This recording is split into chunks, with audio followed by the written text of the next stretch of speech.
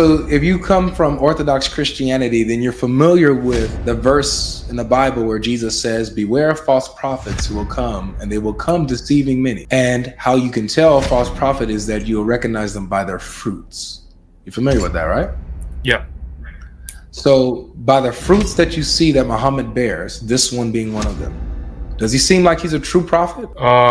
By that specific situation, I mean, like I already told you, I don't agree with, like, you know what, I can't say that word on here, but I don't agree with that, no. Hi, welcome to Religious Insights, and in this video, a new Muslim convert starts to see the truth about Islam as he contemplates converting back to Christianity. Let's watch this video to get more amazing facts. Nobody's really had like a straightforward answer to you.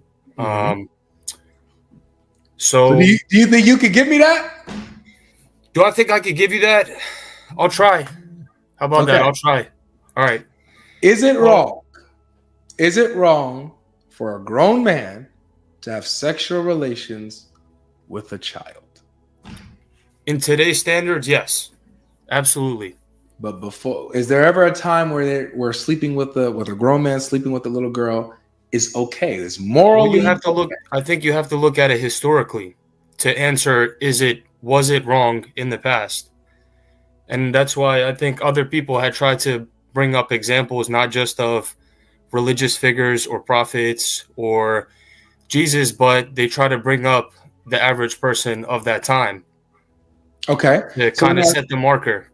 So let me ask you this then. So is what determines what is right and wrong, what's popular and what's being done culturally and in the time, in the era? Is that what determines what's right and wrong? No, absolutely not. Because if you look at the culture now, it's garbage. Okay. Look at the way the civilization is going now, what people are doing, and what's popular. Like, no, absolutely not. All right. So then that would mean that regardless of if there are other figures doing it, other kings, other generals, other regular people, other high people esteemed, it doesn't matter if they were doing it. Were they wrong when they were doing it? Well, there's also extreme examples, right? So what we mentioned today is wrong. We're obviously, I think we're on the same train of thought. We're thinking about things that are evidently wrong, that are extreme examples, and you can look at the consequences of what those things do. Yeah. So, today, yes, it's wrong, right? I think there was a thing. I'm asking if it's wrong, period. Is it wrong, period? Today, yes. You're still. It's your smile that got me. Because you know what I've been going through today, man. Why are you doing this to me? Max, is it wrong or not? Period.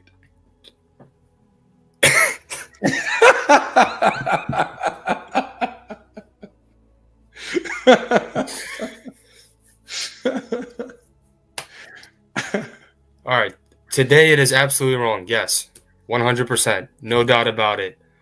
Godlogic, I wanted to ask you this, man, because I've been watching your videos, and I'm not trying to divert the subject, but as someone that it keeps an open mind and watches different sources, I've been trying to see where are you coming from.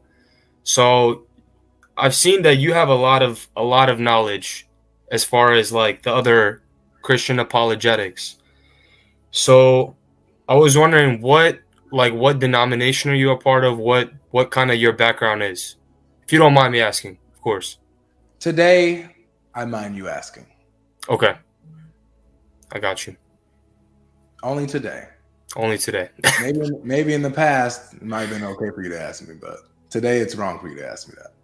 Okay.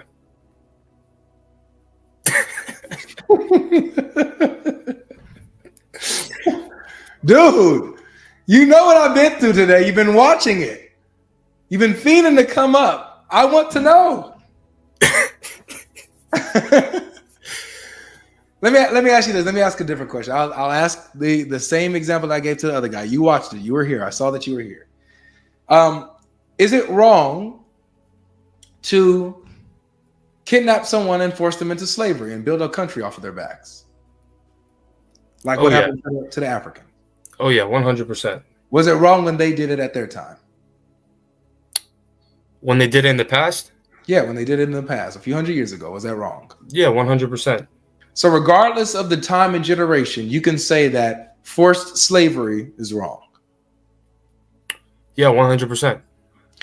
Okay. See how you did that? You see how easy that was? Let me ask you another one. I can't say this word, but you understand what I'm saying. Grape. You know? Yes. Okay, you understand what I'm saying? Okay. Yeah. Graping someone. Is there ever a time, generation, location, culture, context where grape is okay? No. All right. 2 for 2, man. 2 for 2. So it doesn't matter. You can today say that 2,000 years ago, grape was wrong. You can today say that a few hundred years ago, in slavery was wrong of human beings. You can say that these are wrong objectively, no problem.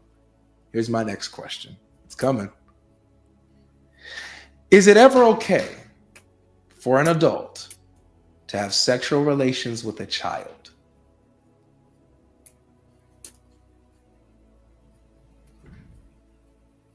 Personally, I would say no. Good. Personally, I would say no. Like, I don't know. I feel, put it this way, if me and you hop in a time machine, we go back to that time. Or, I mean, that's different though, because we're coming from this time, you know? So, but personally, I would say no. I would say no. I don't think that under normal circumstances, no, that's not right. I seen people in the chat writing some extreme stuff that like. What's an abnormal? What's an abnormal circumstance? Okay, I was reading the chat. I saw some guy write that like in the desert, people only live till about like 20, 30 years old, so they had to start reproducing earlier or something like that. To keep... Muhammad lived to 54. His friend lived older than him. Ali lived older. All of these people lived old. Yeah. I'm not saying about this specific. I'm talking about in like a certain circumstance. I don't know. Right, but I would say like as a general type of thing, I would say no, that's not right. Okay, so it's not okay in any point, time, generation, era. You would say it's not okay for an adult to have sexual relations with a child. That is correct. Your conscience. Okay, good. I'm glad. So then here's my question now: why do you follow Muhammad? I mean, I'm new, man. I'm new to this, so like, I don't know. I came from Orthodox Christianity, and I would think that kind of what drew me to Islam was just like the monotheism aspect of it. To me, it was hard to kind of I wouldn't say comprehend. I think I got the idea of the Trinity, for example. Like, it wasn't something that I wouldn't be able to explain, but it was. I don't know how to say it. I guess it was unnatural to me. Okay. In a sense.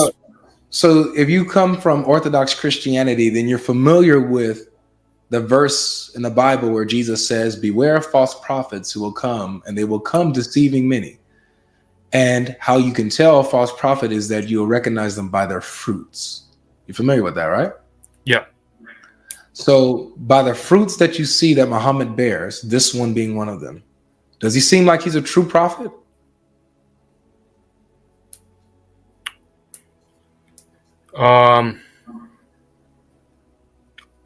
By that specific situation, I mean, like I told you, I don't agree with, like, you know what? I can't say that word on here, but I don't agree with that. No.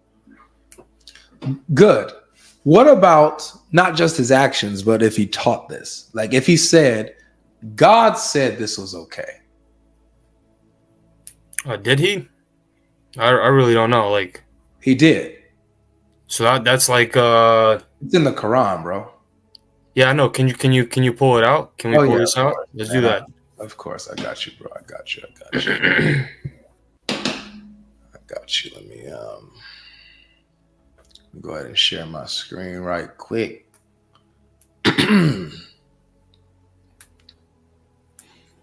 Share my screen, man. Here we go. I'm gonna go through this real quick. It's Real simple, real easy, man. All right. 65:4.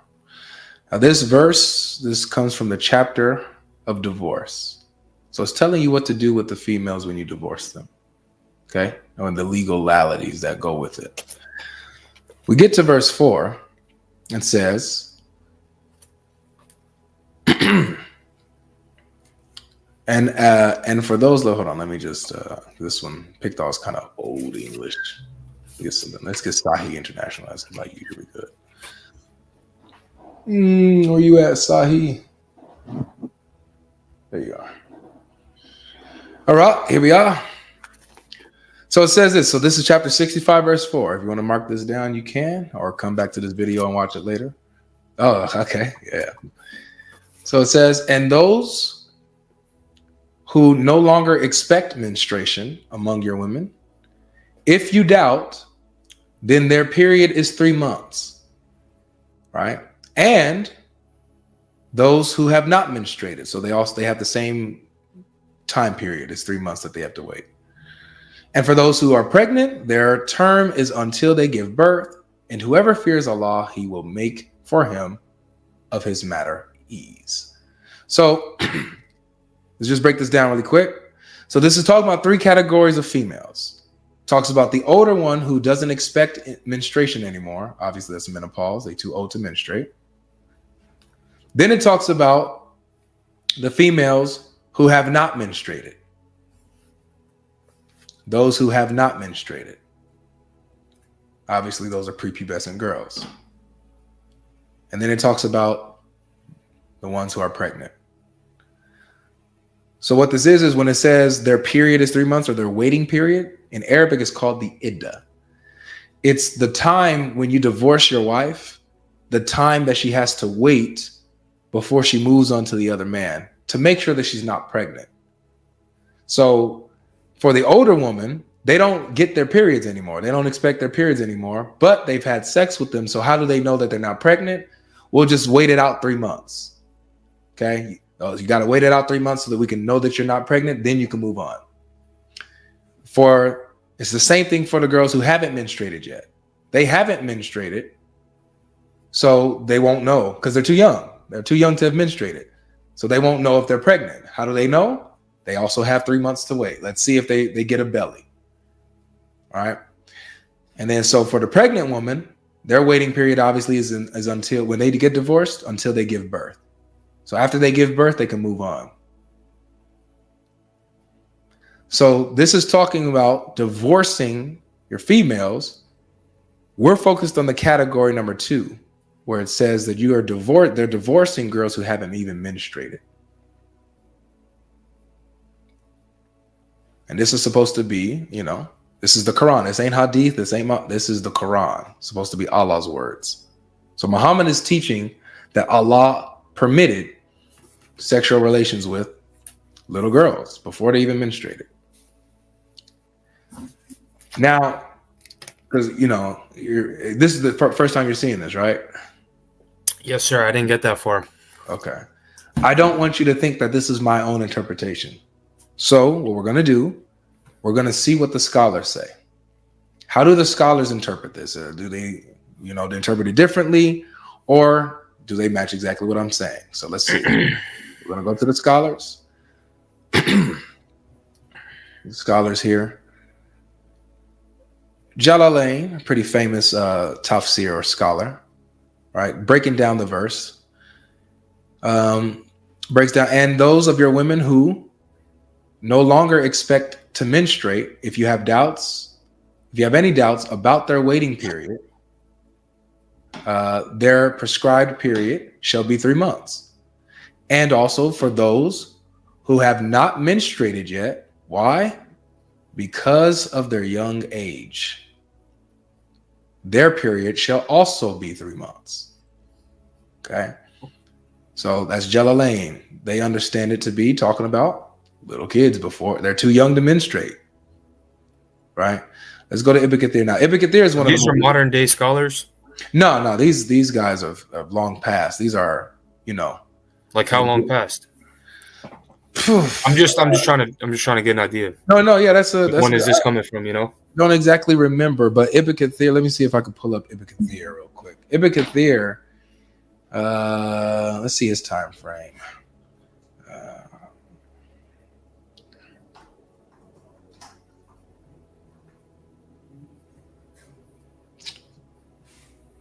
When Ibn Kathir come around?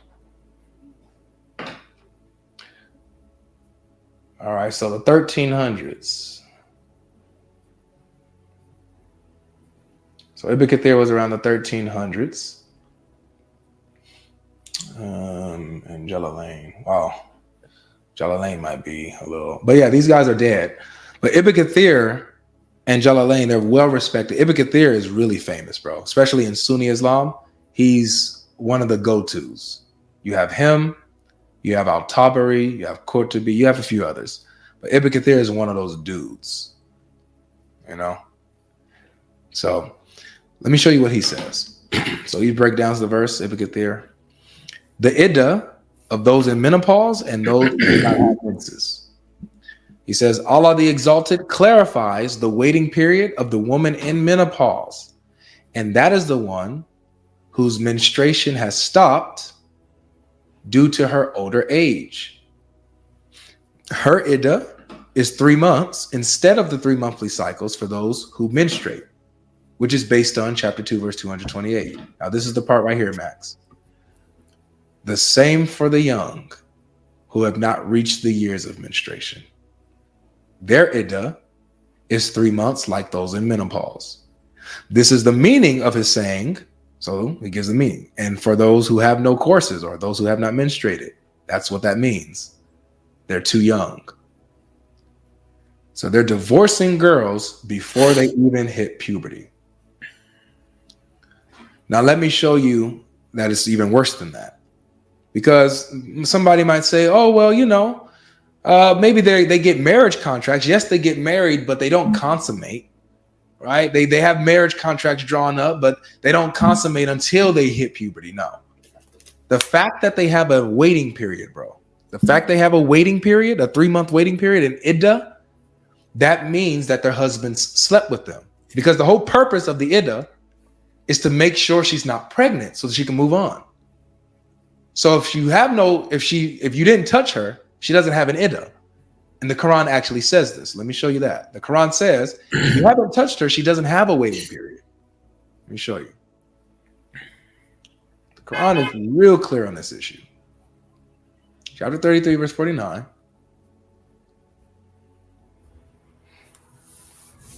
So look. Chapter 33, verse 49. O you who have believed, when you marry believing women and then divorce them before you have touched them, then there is not for you any waiting period to count concerning them. So provide for them and give them a gracious release. If you haven't touched her, she doesn't have a waiting period. We have a saying here because of this, because the word is iddah. Remember, the waiting period is called an iddah. We say, no hitta, no iddah. That's what we say. If you ain't hit her, she ain't got an iddah, man. But if you hit her, she got an iddah.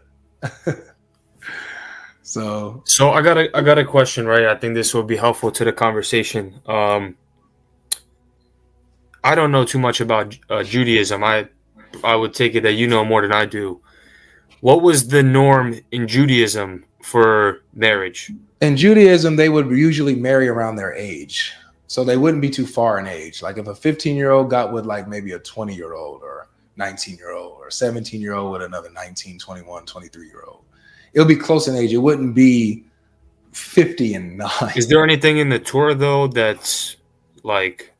Well, we don't have any examples in the Torah of age gaps like that. We don't. Usually they're closer to age. I mean, the closest thing that I can get to anything is this verse in the Bible. Hold on one second. It's in the New Testament though, so pause at you. So, but in the Bible, this is what it says when it comes to like marrying women.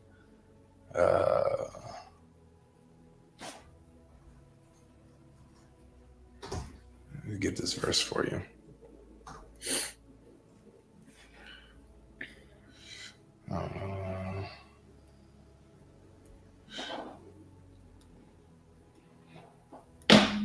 So this is 1 Corinthians chapter 7, verse 36. If I can pull this up. Yeah. So verse 36. Oh, sorry. I didn't share the screen. Here it is. So 1 Corinthians chapter 7, verse 36, it says, "But if any man thinketh that he behaves himself unseemly toward his virgin daughter, if she be past the flower of her age, and if need so require it," so it requires that she's past the flower of her age, the flower of her youth, "let him do what he will, he sins not, let them marry."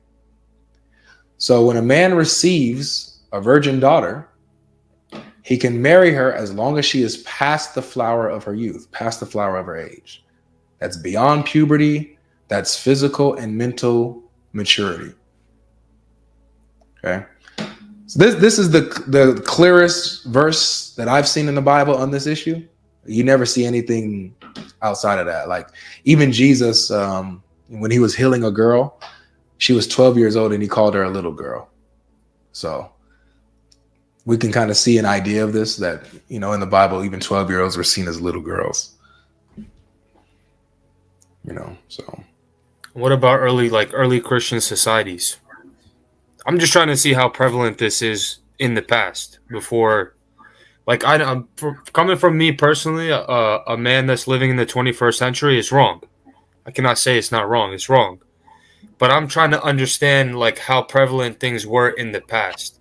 So that's why I asked these questions about what does it say about it in the Torah? What was the landscape like of the early Christians to try to get, a marker of how widespread was this, or was this? Yeah, this wasn't in Christianity. It is today. Yeah, this wasn't in Christianity. In fact, I mean, you even have the Byzantine Empire that raised. Like they used to have an age of what's it called? An age of consent, I guess.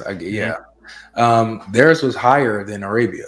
They raised it a few hundred years before Islam came about, and so you can see these other nations, having a kind of a reasonable or raising the age of maturity or consent. You can see that happening around different nations. But within Islam, it's, it doesn't matter. As long as her father gives her a marriage, away her marriage, it's okay without her consent. As long as there's an agreement between the guardian of the girl and the man who's interested, they can go ahead and do what they want. So, but this is Islam, though, bro. This is the part of Islam that they did not show you, nor would they have ever showed you this. They would have never showed you this. Because they know that if you're outside of Islam, this will turn you off completely. But when you're in Islam, then you can possibly struggle with it. So, but this right here, bro. You think that this is from God? Look, man, I came in kind of on my own. Like, for example, I just told my mom yesterday. Mm-hmm. Obviously, she didn't take it too well, but she had thought that I was influenced by somebody, and that's I don't know. Maybe she thought I maybe had some Muslim friends, became Muslim because hanging out with them or something like that. Yeah. But no, I just I don't know, man. My whole thing was the Christianity I come from, right? I come from Orthodoxy, right? So I don't know how much you know about Orthodoxy, but there's a lot of intercessory prayer, veneration towards icons and things like that. That's in Islam too. Huh? It's in Islam too. I mean, I haven't seen any veneration, brother, or heard of any. Do you know what the Tashahhud prayer is? The prayer that they pray every day? Yeah.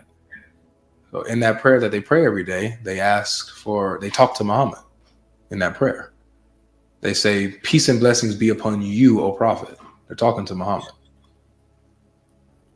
Are you sure? Because I thought that that's a prayer to God, kind of It's a not intercessing through someone to God, but it's vice a versa, like it's a praying prayer. to God for.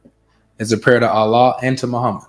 It asks Allah to put blessings and stuff upon Muhammad, and then they they address Muhammad directly. May peace and blessings be upon you, O Prophet. So they're asking Allah to bless him, but they're talking to him directly. That's called the Tashahhud prayer. The No, I prayer know what that it we is. do. Let me pull it up because I didn't I didn't interpret it that way. Okay. Let me see if what you're saying, like if I for you, Allah, no person, goodness, peace upon you. Yeah, that's in Islam as well. So it says this English translation. All greetings of humility are for Allah, and all prayers and goodness. Peace be upon you, O Prophet, and the mercy of Allah and His blessings. Yep, you hear that? So I don't know, man. I think it depends on the tone. Like to me, it sounds like that prayer is to God. What do you mean it Because depends on the because you tone? know in Islam, you know that's a greeting, right? No. Salam alaikum is a Are you, greeting. It's a are you greeting. It's the so way you're, Muslims greet so each other. you're greeting a dead man. You're greeting Muhammad. Peace be upon us and peace be upon the righteous slaves of Allah. Bear witness. You're greeting Muhammad. He's dead. Because you know there's a second part of this as well. Yes, there is. There's a second part to it, but my focus is on the part where you guys address Muhammad. If you're saying it's just a greeting, fine. In your prayer, you're greeting a dead man. The same thing you accuse the Orthodox Christians of doing, you're doing it as a Muslim.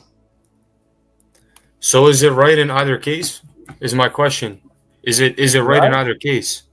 Well, I think that Is intercession in your eyes as a Christian, is that a practice that I don't see it as a bad thing because we intercede for each other here on earth.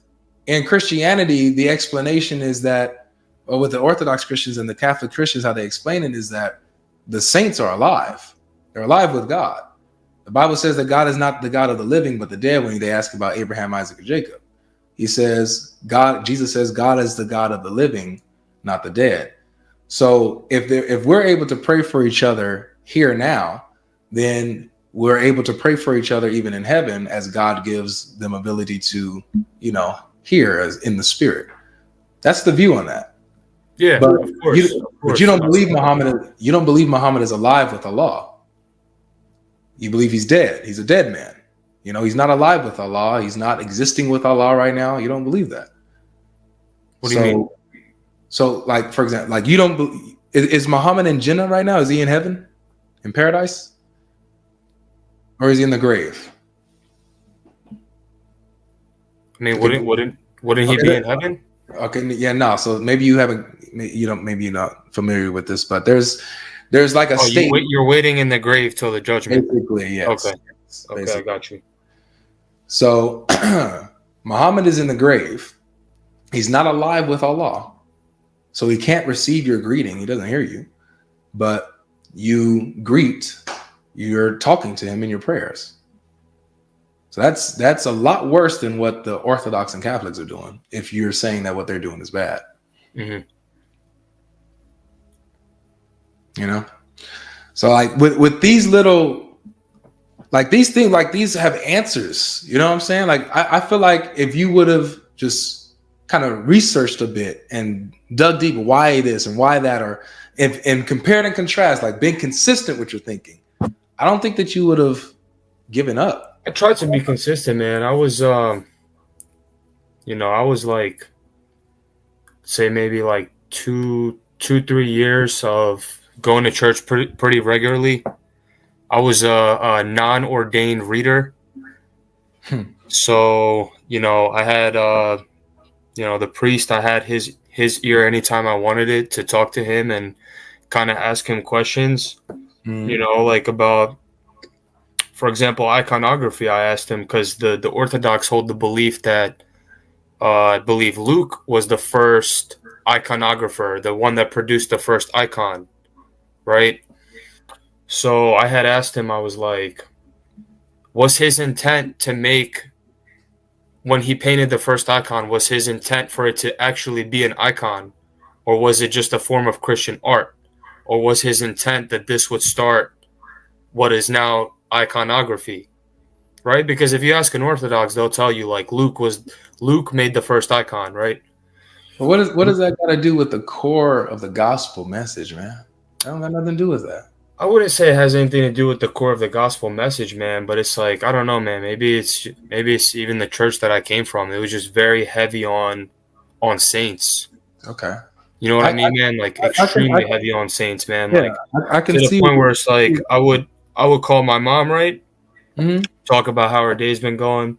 Yeah. Whatever. And of course your mom, bro. So I don't know if your mom is alive, not alive. I mean, Yeah, I she's hope she alive. is. Okay, great. So of course, man, you know, your mom is somebody, if you have a good relationship with her, you tell her you have a tough day, or if you have something going on, right? You know, your family, you share things like that. And my mom, she's a pretty pious woman. She would say, you know, depending on what I would tell her, she would say, "Oh, go pray to this saint because this is a saint of this. So you pray to him for this specific problem or for this specific question you have in life." It was never like, go pray to Jesus. It was always like, oh, you have a health problem, go pray to this saint. He was a healer saint. Or like, oh, you have a financial problem or something like that. It was never like a direct, you know I what I see. mean? That's kind of, you know. But what is that? See, but here's my thing though. With you being an individual, if you have a problem with that, you can go straight to the scriptures and see, and even the church fathers, how they talk about going straight to Christ and how he's your mediator and intercessor. Like, you don't, that's not what's necessary. And I don't think that that's what Orthodoxy or even Catholicism teaches, that that's what you need to do to get certain things. That's not what they teach. But so I don't know what your mother's saying or what, but that sounds like it's like a little misleading there. The Bible is pretty clear. You come straight to Christ and he will do what it is that you ask him. He says, it's not just her, man. It's a lot of Orthodox people. I don't know how many Orthodox people you've met, but it's very prevalent. You know what I mean? Let's talk about the gospel then, because if you're saying that people are like, is it because what people are teaching and what people are doing, that's what turned you away from Christ? Because it sounds like, because there's a difference here. Christ says, "Come to me." The Bible says that you have one mediator. I mean, I would say it's the only form of Christianity that I was ever exposed to. I was born into that church. But did you have a Bible? Did I have a Bible? Yeah. I mean, this is an Orthodox Bible, but I have another Bible. Yeah, I have a couple Bibles. You open up that Orthodox Bible, go to John chapter 14. Open it up.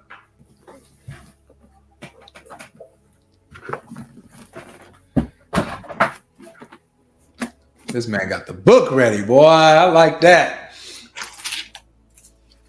Is it an Orthodox study Bible? It's an Orthodox study Bible. It's amazing. All right, John 14. Go to verse 13 and 14.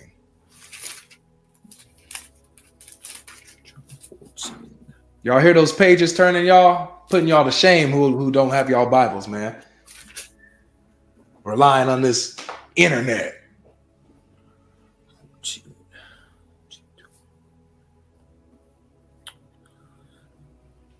All right, so 14, 12. 12 to 14.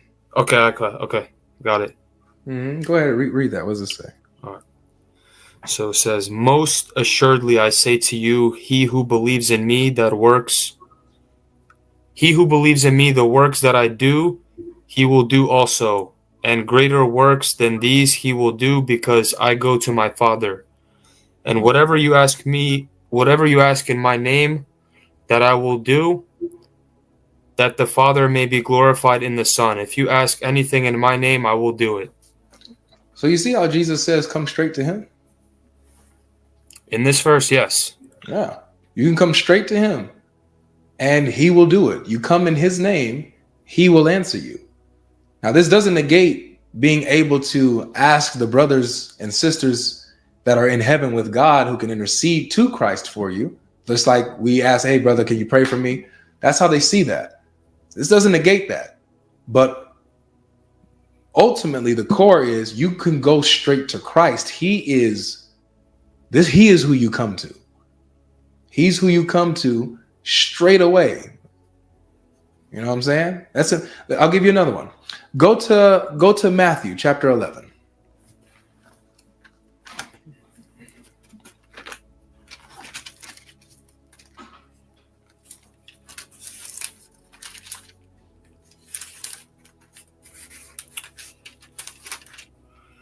Uh, 11 what? Go down to like 27.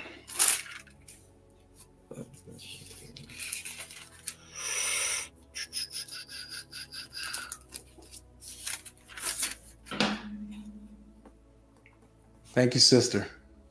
Appreciate it. Thank you so much. Okay. What does it say? 27.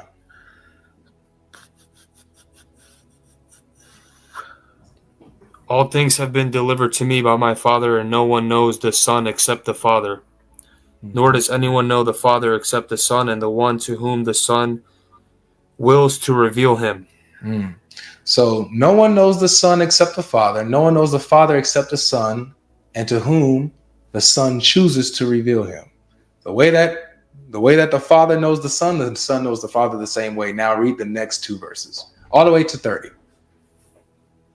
Come to me, all you who labor and are heavy laden, and I will give you rest.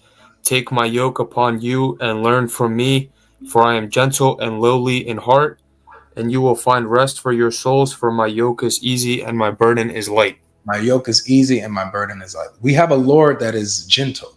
We have a Lord that is understanding. We have a Lord that even is humble in heart, lowly in heart, that reaches you to where you are. It's very personal in Christianity, in the Bible specifically, bro. When you read Jesus's words, it's him and you. It's him and you. This is the gospel. And then he makes his home with you. Watch another one. Let's go back to John 14. You see, I love this. Come to me, all who labor and are heavy laden, and I will give you rest. Nobody else. Not Moses, not anybody else. Jesus. He will give you rest. It's all over the place. You said John 14? Yeah, we go back at John 14. I think you know this verse. Read verse 6. Jesus said to him, I am the way, the truth, and the life. No one comes to the Father except through me. Except through me. I'm the way. I'm the truth. I'm the life. No one comes to the Father except through me. It's you and it's Jesus. Nobody else. You and Jesus. Let's go down. Go down to verse 18.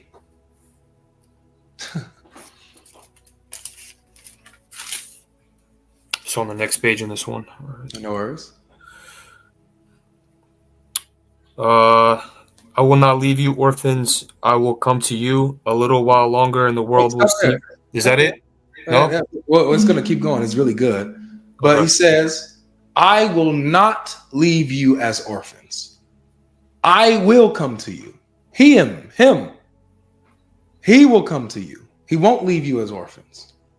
That's what he continues to reassure us in the gospel. That he's the one that's with us. Keep going. A little while longer and the world will see me no more, but you will see me because I live. You will live also. At that day you will know that I am in my Father, and you in me, and I in you. Stop there.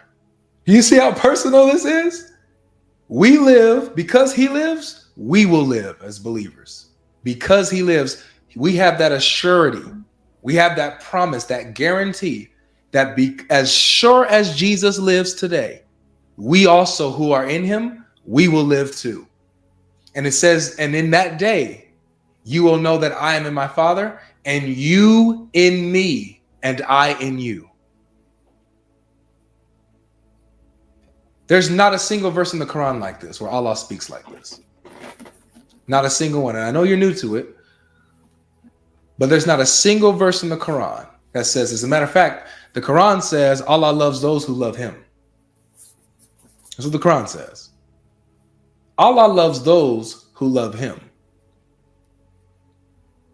The Bible says, I will not leave you as orphans. I will come to you. Because we can't get to him. He comes to us. So you see the core thing of the gospel, man. It's you and it's Jesus. He is your Lord. He is your Savior. He is the one who is your guardian. He won't leave you as an orphan. Right now, you left and you went to Islam. You're a lost child right now. Following a man who said God said it's okay to have relations with girls even before puberty. That this is a revelation from God that he got. Jesus says, if you harm any of these children or lead them astray in any way, it'll be better for you that a chain is wrapped around your neck, with heavy things, and thrown into the ocean, and you drowned. It'll be better. That would be better for you if you've harmed a child. That's what Jesus says. Not Muhammad. So I feel like you're a bit hasty, man. You're a bit hasty and you left the Lord that you didn't really know. I mean, it's all based on experience, man. It's all based on, like I think it's kind of similar in the Quran and the Bible. It says, like, basically, if you receive the message, then you're essentially like at that point, like you receive the message, then you're accountable. Is it the same in the Bible? I know it's for a fact that's in the Quran. I felt like I was taught that too. Like in the Bible, it's the same thing. Whereas, like, if right? Well, it's similar. It's like so you do have where people have heard the gospel and they've been warned. You leave it at that. But there's also the verse in Romans that talks about how no man will be without excuse because God has made known himself through creation. His glory has shown through creation. So there's this general revelation that God has given to all men for them to know him. And that men, we as humans, we suppress that truth in our unrighteousness. We reject God in our unrighteousness. We want to do things we want to do, make our own gods. And in that unrighteousness, we reject God, the true God, and we're without excuse in that way too. So I don't believe that there's anybody that doesn't know God exists, right? I don't. His glory is shown throughout all creation. Now it's about how you suppress that truth in your unrighteousness. But also been hearing the gospel too, it's even worse. You hear the gospel and you reject the gospel, man. That's what I'm talking about. Okay, yeah. Not just the basic understanding of like we didn't just like just that there's a God, but I'm saying further that Jesus is God, right? That's what I'm talking about. Yeah. Receiving the message, receiving the revelation of receiving the gospel, and you reject it. That's tough. As long as there's breath in your body, God is giving you time, but you just don't know how much time. How much time, right? Yeah. Hey, man, look, thanks for your time, bro. I don't think at this point I can contribute much further. I mean, I can, but I'll give the floor to other people on here. I'm wrapping up. You're the best guest I had today, to be real with you. I appreciate it, man. And this goes for anybody on this podcast. Like, pray for me. Like, I need prayers right now. Just in general. Look, please get into that Bible, man. Read the gospel. Read the gospel immediately and learn about what Jesus actually taught. Please, I beg you. That's the only thing I can leave you. Go through the gospel. And then I want you to stay in touch with me. I want you to my contacts are in my description. So if you ever feel like hitting me up, Instagram, Facebook, or something, or email, hit me up. Let me know, hey man, this is Max TKA from your live the other day, or whatever. Let me know. I want to see how your journey goes. But come back. Come to Christ, bro. Learn about him, learn about your Lord, fall in love with him, and get out of this religion that is teaching, obviously, these godless things. Get out of there. That's my only advice, man. Okay, I don't know when I'll see you again.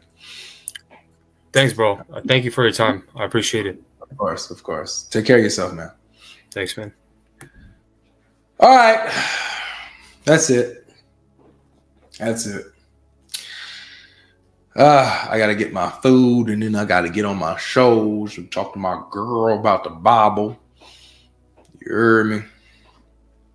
Okay, welcome back. I believe you enjoyed watching this video. Let us know your views in the comment section and what you were able to learn. Most times I find it difficult to understand why someone will leave Orthodox Christianity for Islam. And from this debate, there is no way possible for this young man to steal a Muslim from his body language and his communications. After a long time, I'm seeing a Muslim who has invested his time and emotion into Islam, owing up to the truth about Islam. No human in his or her right mind will agree or support an adult of 54 years old having sexual relationship with a child of 9 years. Even when most Muslims support this evil, deep down within themselves they know it is wrong. One of the things you can hardly suppress in human is our subconscious mind. It will speak the truth to power of your mind regardless of how you try to suppress it. I think the problem Marx have is that he has problem with the church. It is important that you have relationship with God and ignore the religious aspect of the church. Each time you embrace the religious aspect of the church, ignoring the spiritual aspect, you get weary and become like Marx. The same way Marx got tired about the religious aspect of the church and abandoned it for Islam.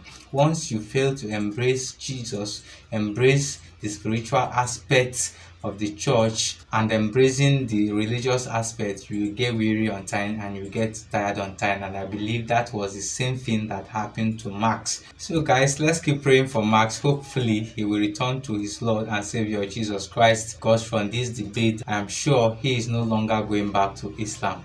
Guys, let's know your views about this video in the comment section, and if you are yet to subscribe to this channel, please do so. Hit the notification button to be notified each time we post new and amazing videos like this. Thank you for watching. See you in our next video.